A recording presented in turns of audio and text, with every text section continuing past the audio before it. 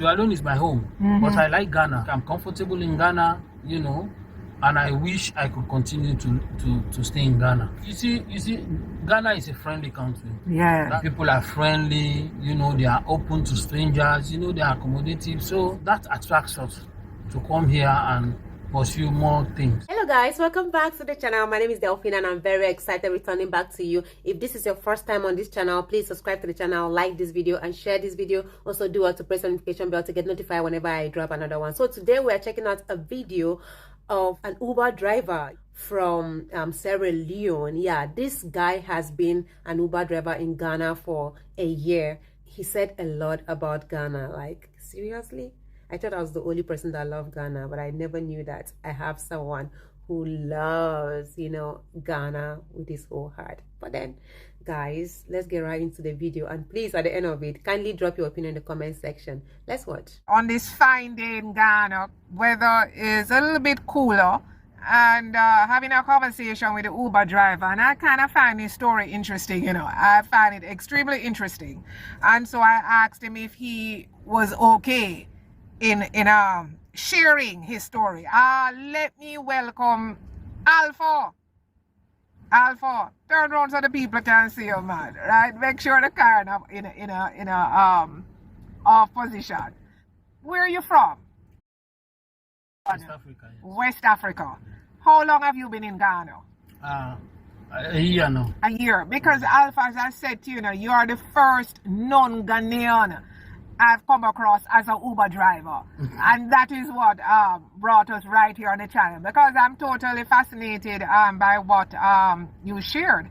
And so you're from Sierra Leone, Yeah. born and bred, and you have been in Ghana 1 year. 1 year. Alpha, I've been here longer than you. What brought you to Ghana? Well, I came to Ghana because I like Ghana. You know, the stories we hear about Ghana, you know, and the history of Ghana, the background, you know, we hear a lot, we read a lot. Even when going to school, we hear about Kwame Nkrumah, you know, Jerry Rawlings, you know, we hear about Kofi Annan being the Secretary General of the United Nations. So there are things about Ghana that I admire, that I like. So that's why I came to Ghana. So how did you get into Uber? Because first of all, do you have family and friends before in Ghana? In other words, when you were living in Sierra Leone, did you have connections here in Ghana? No, not really. Not really. I don't have connection like that. So how you just up and left Sierra Leone and come to Ghana like that? Well, through some connections. So I have some friends, you know, I have some friends in Ghana. And when I came, I went to Chafas. That's an institute in Ghana of practical studies where they do forklift and excavator. So I went there, I did forklift and excavator, and I graduated last year. So through that, you know, I was able to establish myself and make some friends, you know. And how did you decide now to do Uber? Well, because doing the Uber is nothing what you were studying when you came to no, Ghana. I'm a graphics designer. Graphic design. So how you got into the Uber? I'm a graphic designer. I do printing and all these things. Okay. So when I came, I have one of my friends. His name is Eric. So he introduced me to the Uber. I said, "Oh," he said, "Alpha, I said, can you drive?" Because after I graduated, I was looking for a job, you know, in the construction industry, maybe operating the excavator or this forklift. So, but it was not forthcoming. And me, I don't like sitting like that doing nothing. I like to be creative. So Eric asked me, say, "Can you drive?" I said, "Yes." I said, back in Sierra Leone, I used to have my own private car. I can drive both manual and automatic. He said, "Oh," he said, they bought some cars. One company they call Move, they bought some cars. He said, "So I'll help you too, so that you can get one car." So like that, you know, we went there and blah blah blah. I was able to get the car. So I started driving last year, September.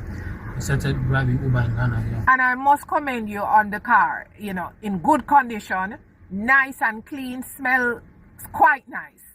Yes, and you're running the comfort for the Uber. Yeah. And you've been doing it. You've been driving since last year. August, Last year when? August. Last year August. September. August, September. So how you find it? Because how did you find moving around, not knowing Ghana? Initially, it was challenging for me because first of all, I never used the Uber app. Yes. Especially the driving app, I never used it before. So it was a bit challenging for me, you know. Before I used to make some few mistakes, you know, and even if I went through like some of the overpass and all these overhead bridges, you know, sometimes I would make the wrong turn and all this. But with time, I coped. Well, you're doing well because it's not yet a year, and now you're managing quite well. Yeah. So how you find the business of Uber here? You know, is this an opportunity you'll recommend to others coming in and probably looking at something that they want to invest in? Of course. Of course. You know, driving Uber is an opportunity you have to make use of. Yeah. It's an opportunity given to you because for somebody to buy a car, brand new car, here they call it tier rubber. They give you brand new. It's an opportunity. So you have to work hard to make sure that you keep your own side of the bargain. Yeah. Guys, did you hear what he said? Driving an Uber is an opportunity. I wish everyone who comes to Ghana will appreciate something like this. But some people will come and they will love big money because they have big hands to fetch, you know, like to fetch big money. They want to be packing money instead of them to start doing like become Uber driver because of course, or maybe rider. There are jobs like that. I can see some companies looking for riders, all those riders delivering stuff. And I can also see companies looking for Uber drivers. You know, some people even have cars already. They just need a driver. People from Nigeria don't want to come and do something like that though. That's why they involve themselves in some kind of stuff. And the ladies, they don't want to learn handwork so that they can be able to start making of hair, you know, doing some stuff. There are so many things you can do and make money here in Ghana, but they don't want. They want sharp money, and that's the reason why they always put themselves into one problem to another. Look at what happened to that lady that they caught stealing iPhone 13 Pro Max. Look at, I even made the video, I posted on my channel, and people are coming, like they are sympathizing with the girl that she did that for a reason. Why? If it was to be a man, they will not be saying all of those things they are saying because she's a girl. A girl, a man, they are the same thing. Don't say because na man, because na girl. Don't say that. You guys are all human beings. That's what I say. So guys, let's continue watching. To make sure that you please your bosses. Make sure that you do what you are supposed to do to maintain the car, because this is a machine. You have to maintain it. You know, and you have to make sure the customers or the riders are always comfortable. You know, so that's my own passion. You know, of course, I like machines. Since I'm small, I like operating machines. So for me, driving, it gives me peace. It makes me happy. So I'm okay with that. I think it's a very big opportunity for Mo to come with these cars in Ghana and then partner with Uber. Awesome. Well, Alpha, thanks for sharing. And one other point to note to our audience. Because you're Sierra Leone, which is a part of, which is in West Africa, yes. And a part of ECOWAS, you did not need to get any work permit or resident status. You automatically could travel and move around. Yeah, well, there are procedures. When you come as an citizen, you don't need a visa. You will come and then they will give you 3 months and then they will extend it. But as you go along, with time, you have to take a permanent residential permit. If you want to continue to stay in Ghana, you have to take a permanent residential permit and work permit and all these things. It comes along, yeah. But when you enter initially, there is a grace period. As an ECOWAS citizen, they extend your stay in your passport. Yes. Understood. Yeah, and so that one is for ECOWAS citizens, and it is very good because it helps us to move around, you know, come to other African countries and explore, and it's good. Yes. And what's the population? Finally, what's the population in Sierra Leone? It's about 7 million people. 7 million. Yeah. So in Ghana, 34 plus million, big. Plus, 33, 34, yeah. So Ghana is way bigger and more populated than Sierra Leone. And are you choosing to make Ghana your home, Alpha? Well, I like Ghana. You see, I like, you know, for me, anywhere you like settle, you like, that makes you comfortable is your home. Sierra Leone is my home. But I like Ghana. For now, I think I'm comfortable in Ghana, you know, and I wish I could continue to stay in Ghana.